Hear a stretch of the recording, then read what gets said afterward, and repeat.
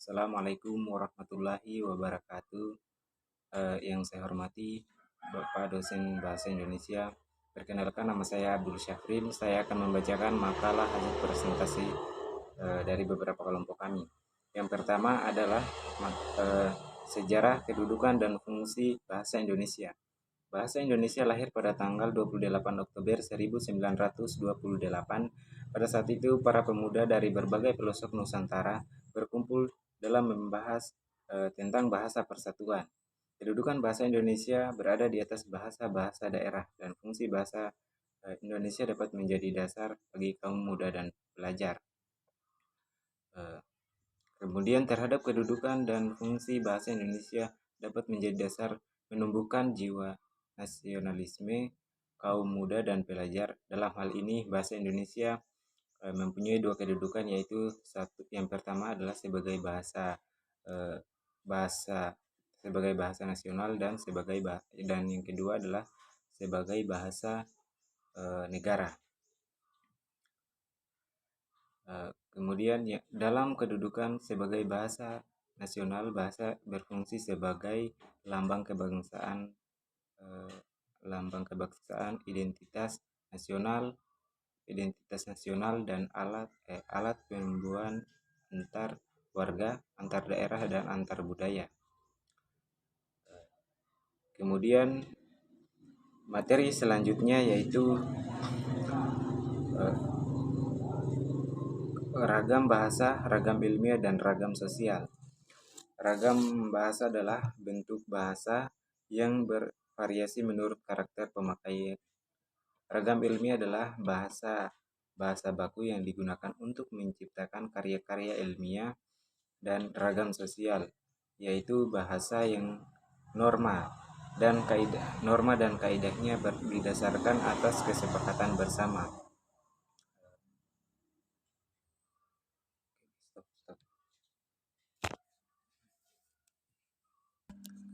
Materi yang ketiga yaitu ejaan yang disempurnakan. Ejaan yang disempurnakan yaitu pedoman resmi yang digunakan oleh instansi pemerintah dan swasta serta masyarakat dalam menggunakan bahasa Indonesia secara baik dan benar. Fungsi utama EYD atau ejaan yang disempurnakan adalah sebagai alat pemersatu bangsa, sebagai alat pemersatu dan menjadi tolak ukur bagi kaum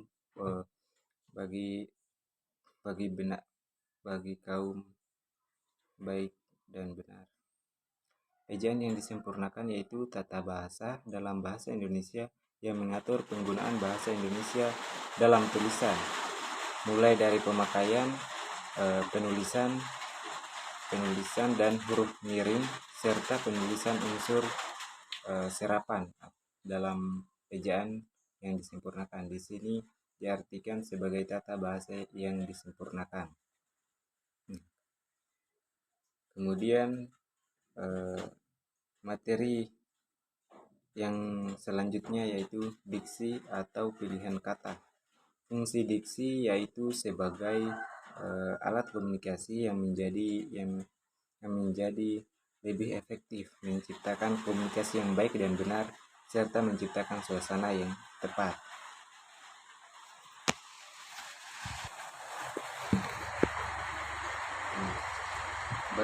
Materi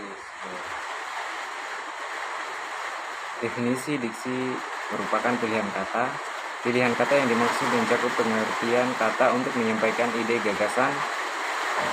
Kata yang digunakan harus dapat diterima dan dipahami oleh orang lain, serta semakin banyaknya kata yang dikuasai, maka semakin lancar pula seseorang untuk menyampaikan ide atau gagasan kepada orang lain.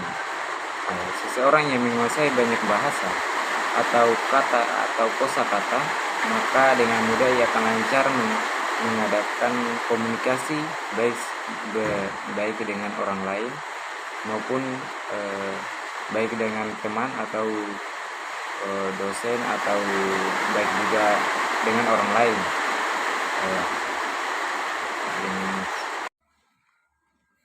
Materi yang selanjutnya yaitu pembentukan dan perluasan paragraf.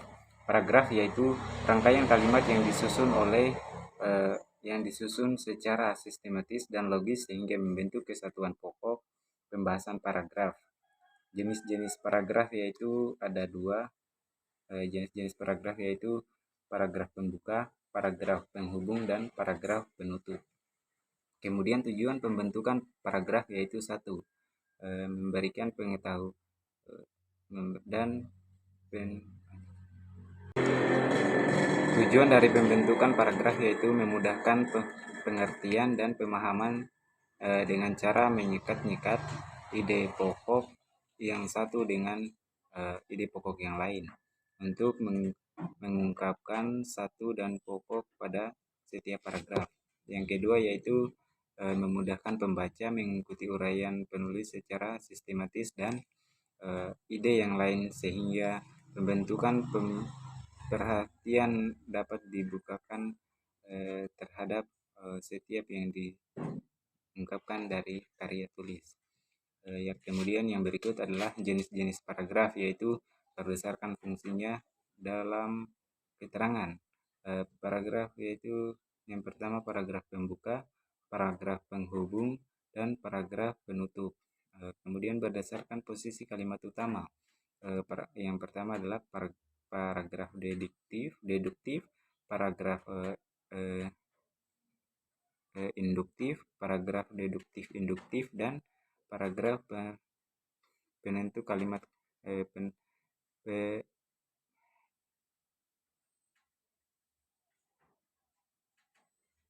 paragraf kalimat utama. Kemudian berdasarkan sifatnya yaitu paragraf yang pertama ada paragraf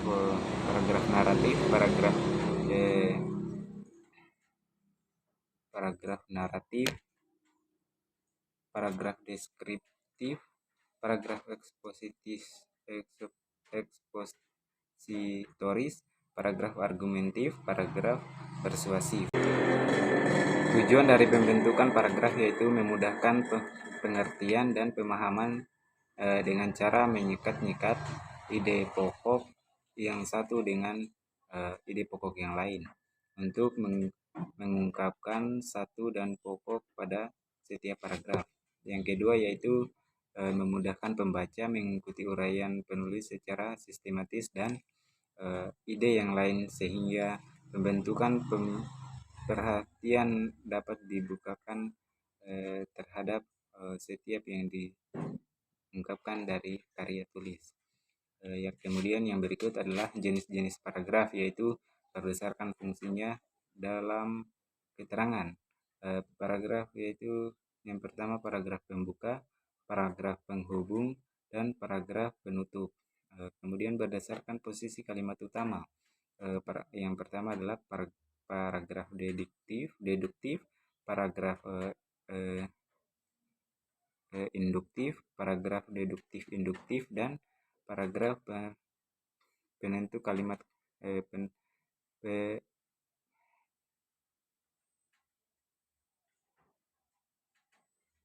paragraf kalimat utama.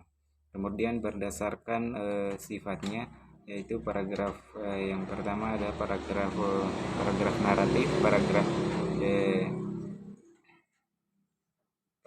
naratif, paragraf deskriptif, paragraf ekspositoris, paragraf argumentif, paragraf persuasif. Materi yang selanjutnya yaitu pembentukan dan perluasan paragraf. Paragraf yaitu rangkaian kalimat yang disusun secara sistematis dan logis sehingga membentuk kesatuan pokok pembahasan paragraf. Jenis-jenis paragraf yaitu ada dua. Jenis-jenis paragraf yaitu paragraf pembuka, paragraf penghubung, dan paragraf penutup. Kemudian tujuan pembentukan paragraf yaitu satu, memberikan pengetahuan dan paragraf yaitu rangkaian kalimat yang disusun secara sistematis dan logis sehingga membentuk kesatuan pokok pembahasan paragraf. Jenis-jenis paragraf yaitu ada dua.